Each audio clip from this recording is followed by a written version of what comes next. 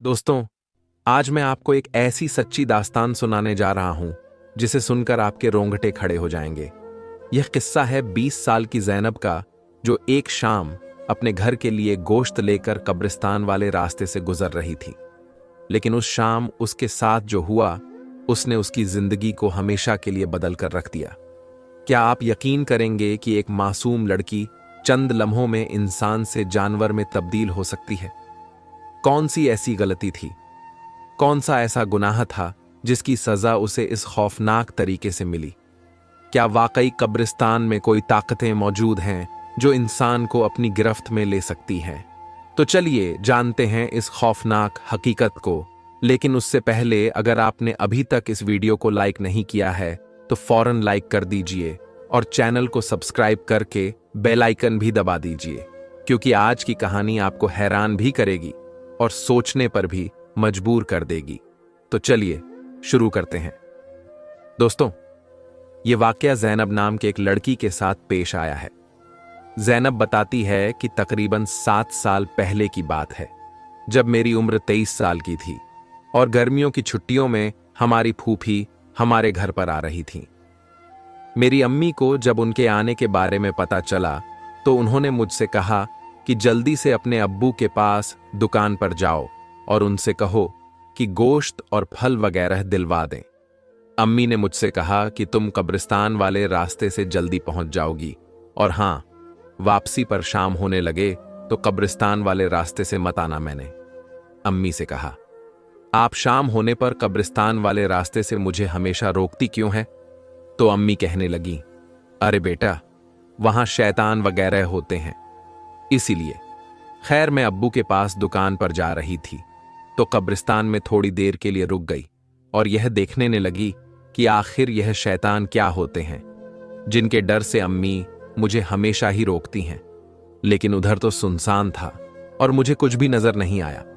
इसके बाद मैं वहां से निकल गई और अब्बू के पास पहुंची और कहने लगी, अब्बू, फूफी आ रही हैं। अम्मी ने कहा है कि फल और गोश्त वगैरह दिलवा दें। अब्बू ने मेरी बात सुनी तो फौरन रहमान को पैसे देते हुए कहने लगे, बाजार से गोश्त और फल लेते आओ।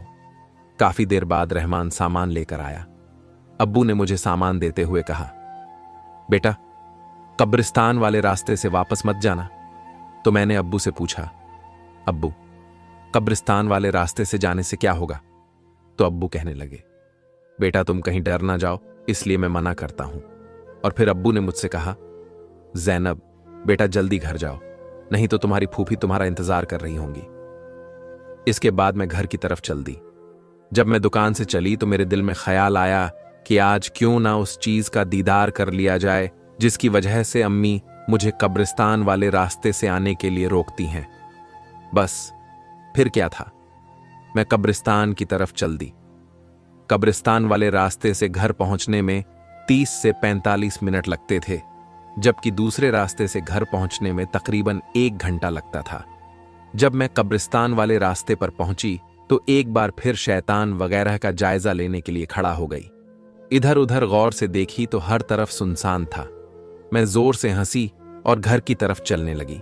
मैं जाने ही वाली थी कि मेरे दिल में ख्याल आया कि एक बार फिर से देख लिया जाए, क्या पता अब कोई शैतान वगैरह नजर ही आ जाए। मैंने दोबारा देखा, मगर पहले की तरह सन्नाटा था। मेरे अलावा वहां और कोई भी नहीं था। मैं दिल ही दिल में बहुत खुश हुई और सोच रही थी कि घर जाकर अम्मी को बताऊंगी कि आज मैं कब्रिस्तान वाले रास्ते से गई भी और वापस भी कब्रिस्तान वाले रास्ते से आ गई हूं और गोश्त लेकर आई हूं। मैं घर पहुंची और अम्मी को आवाज दी, अम्मी जान, आप किधर हो? अम्मी के जवाब से पता चला कि वह तो किचन में है। मैं किचन में गई और अम्मी से सबसे पहले कही, अम्मी, मैं अकेला ही कब्रिस्तान वाले रास्ते से आई हूं। आपने तो मुझे हमेशा ही बुद्धू बनाया है कि शैतान वगैरह होते हैं। यह सुनकर अम्मी ने मेरी बात काटते हुए कहा, बाकी बातें फिर बताना, पहले मुझे गोश्त लेकर दो, मुझे इसे पकाना भी है। तुम्हारी फूफी अब आती ही होंगी। मैं अम्मी को गोश्त देकर फिर किचन से बाहर जाने लगी।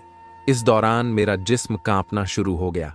मुझे बहुत पसीना आ रहा था और ऐसा लगने लगा जैसे कि मुझे बुखार हो रहा है, और फिर मैं वहीं जमीन पर गिर गई। जब मेरी आंख खुली तो मैंने खुद को किसी बाबा जी के आस्थाने पर पाई। मेरा सिर अम्मी की गोद में और पांव अब्बू की गोद में थे।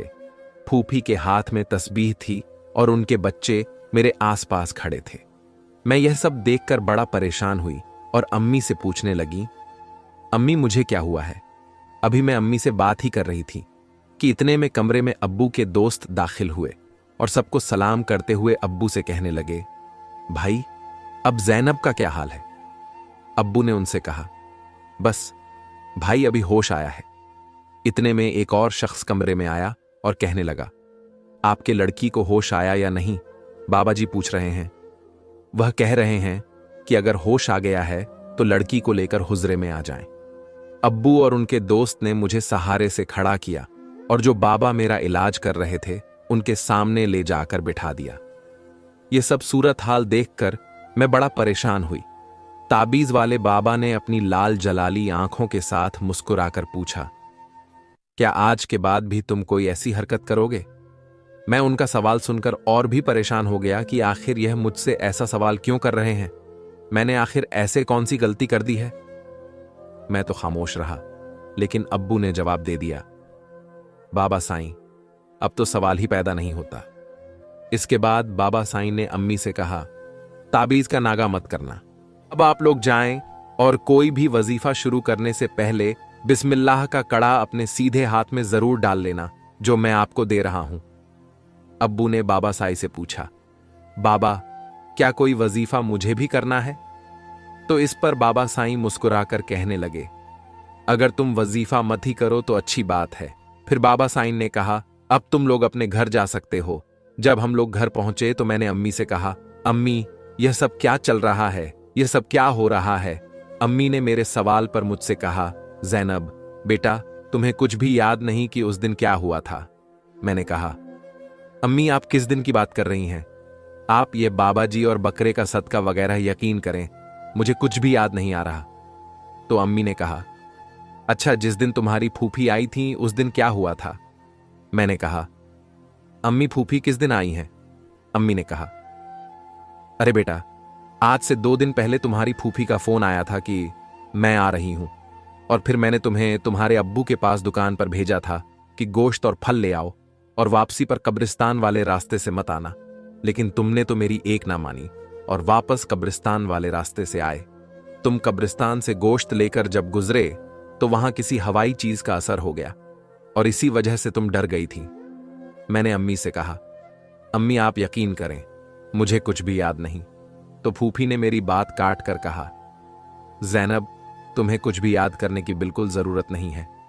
फिर उन्होंने अपने आप को कोसना शुरू कर दिया कि हाय मेरे बच्चे को मेरी वजह से क्या हो गया, काश मैं नहीं आती तो ही अच्छा होता। इस पर अम्मी बोली, बाजी इसमें आपकी क्या गलती है? इसमें बस अल्लाह पाक का लाख लाख शुक्र है कि मेरे बेटी की जान बच गई। 2 दिन तक फूफी हमारे पास रहकर वापस चली गई। अब मेरे बाहर जाने पर मुकम्मल तौर पर पाबंदी लग चुकी थी। अम्मी अब्बू मेरे मामले में बहुत मोहता रहने लगे और मैं बड़ा परेशान था कि मेरे गले में काली डोरी और चमड़े में ताबीज आखिर क्यों डाला गया है। मेरे साथ यह सब पहली बार हो रहा था। खैर गर्मियों की छुट्टियां खत्म होने वाली थीं और फिर जैसे ही मेरा कॉलेज शुरू हुआ, यानी जैसे ही कॉलेज खुला, तो अम्मी ने अब्बू से कहा, अब आप जैनब को साइकिल दिलवा दें। बस फिर क्या था, दूसरे दिन ही मेरी साइकिल आ गई। अपनी तो मौज लग गई। अब मेरा कॉलेज जाना शुरू हो चुका था और मेरा जहन भी बिल्कुल फ्रेश हो चुका था। एक दिन कॉलेज से वापसी पर मैं एक किताब की दुकान पर रुक गया और किताबें देखने लग गया। इस दौरान मैंने वहां पड़ी एक किताब देखी जिस पर यह लिखा हुआ था, 20 दिन में आमिल बने। मैंने कहा, भाई वह वाली किताब कितने की है? तो दुकानदार ने कहा, यह किताब 500 की है। मैंने 500 रुपये देकर आमिल बनने वाली किताब खरीद ली और बैग में डाल ली और अपने घर की तरफ चल पड़ा। घर आकर मैंने अपने कमरे में छुपकर उस किताब को पढ़ना शुरू किया। उसमें लिखा था कि 20 दिन में जिन भूत और शैतान को काबू में करें। अब मेरे दिल में बदले की आग जल रही थी कि जिस शैतान की वजह से मेरी गर्मियों की छुट्टियां खराब हुई हैं, उसको मैं अपने काबू में जरूर करूंगा। बस इसके बाद फिर क्या था, मैंने अमल करना शुरू कर दिया। रोजाना रात को अम्मी अब्बू के सो जाने के बाद मैं तकरीबन रात को 12 बजे के करीब अपना अमल शुरू कर देता था। अभी मुझे अमल करते हुए 5 दिन ही हुए थे कि अमल के दौरान मैंने बहुत ज्यादा गर्मी महसूस की। मेरा दिल चाह रहा था कि मैं फौरन कमरे से बाहर चला जाऊं, लेकिन किताब में यह साफ लिखा हुआ था कि अमल के दौरान अपनी जगह बिल्कुल भी नहीं बदलनी है। अगर जगह बदल लोगे तो तुम्हारे साथ कुछ भी गलत हो सकता है। जब मुझे बहुत ज्यादा गर्मी लगने लगी तो मेरे कमरे में अम्मी दाखिल हुई और मुझसे कहने लगी, ज़ैनब बेटा, इतनी गर्मी में क्यों बैठे हो? आ जाओ, बाहर आ जाओ। मैंने अम्मी से कहा, मैं यह तस्बीह खत्म करके आऊंगा। अम्मी को मेरी इस बात पर बहुत गुस्सा आया और वह नाराज होकर कमरे से बाहर चली गई। मेरी तस्बीह खत्म होने में अभी 4 पन्ने बाकी थे कि अम्मी की आवाज मेरे कानों में फिर से आई, ज़ैनब बेटा, तुम्हारे कमरे में एक सांप दाखिल हुआ है, जल्दी से बाहर आ जाओ। मेरे कमरे से बाहर आते आते मेरी तस्बीह पूरी हो चुकी थी, लेकिन मैंने बाहर आकर देखा तो अम्मी वहां मौजूद नहीं थी। मैंने अम्मी को आवाज दी तो वह अपने कमरे से उठकर आई और कहने लगी, ज़ैनब बेटा, क्या हुआ है? मैंने कहा, अम्मी आप सो रही थी क्या? तो अम्मी ने कहा, हाँ मैं तो सो रही थी, खैरियत तो है? मैंने कहा, क्या आप मेरे कमरे में अभी नहीं आई थी? तो अम्मी ने कहा, ज़ैनब बेटा, क्या तुम डर गई हो? उनकी आवाज में हैरत के साथ साथ परेशानी भी थी। फिर मुझे मालूम हुआ कि वह वही शैतान था जिसने मुझे पहले भी परेशान किया था। इसके बाद भी मैंने इल्म जारी रखा। अगली रात भी 12 बजे उठकर मैंने पढ़ना शुरू किया। मैंने अभी थोड़ा ही पढ़ा था कि फिर से मुझे अम्मी के चिल्लाने की आवाज आई। मुझे लगा कि फिर से ये वही शैतान है। मैंने अनदेखा करते हुए अपनी तस्बीह पढ़ना जारी रखा, लेकिन फिर अब्बू के भी चिल्लाने की आवाजें आई, ज़ैनब बेटा बचाओ। मेरा तस्बीह पूरा भी नहीं हुआ था कि मैं घबरा गया और अपनी जगह से उठ गया। मैंने जैसे ही अपने कमरे से बाहर निकला, मेरा शरीर कांपने लगा और मैं जानवर में बदलने लगा। मेरे हाथ पैर के नाखून बढ़ने लगे। फिर मुझे मालूम नहीं कि मेरे साथ क्या हुआ। जब मेरी आंख खुली तो मैंने खुद को बाबा साईं के आस्ताने पर पाया। मेरा सिर अम्मी की गोद में और पांव अब्बू की गोद में थे और बाबा साईं कह रहे थे, यह ताबीज किसी वजनी चीज के नीचे रखना। अगर घर में हाथ वाली आटा चक्की है तो ज्यादा बेहतर है कि आटा चक्की के नीचे इस ताबीज को रख देना। अब्बू ने बाबा साहिब से पूछा, बाबा जी अब चीज दोबारा तो हमला नहीं करेगी? बाबा साईं ने जवाब दिया, बिल्कुल भी नहीं। फिर वह मुस्कुराकर अब्बू से बोले, मुझे पता था कि तुम्हारी लड़की जरूर कोई ना कोई गलत हरकत करेगा। अगर तुम्हारे लड़की ने यह सब नहीं किया होता तो अब तक यह सब ना होता। इसके बाद बाबा साईं से इजाजत लेकर हम लोग वहां से आने लगे। अभी हम लोग वहां से निकल ही रहे थे कि बाबा साईं ने अब्बू से कहा, अब यह ताबीज खोलकर मत देखना कि इसके अंदर क्या है। बाबा साईं की इस बात पर अब्बू ने फौरन मेरी तरफ गुस्से से देखा और मैंने आसमान की तरफ देखकर अल्लाह पाक से दुआ की, ऐ अल्लाह पाक, मुझे हर मुसीबत से आजाद रख। इसके बाद मैंने दिल में पक्का इरादा कर लिया कि आज के बाद कभी भी भूत शैतान या आसेब को बस में करने की गलती नहीं करूंगी। ज़ैनब कहती है, इसके बाद हम घर आ गए और मैंने इस तरह की कोई भी हरकत ना करने का इरादा कर लिया था।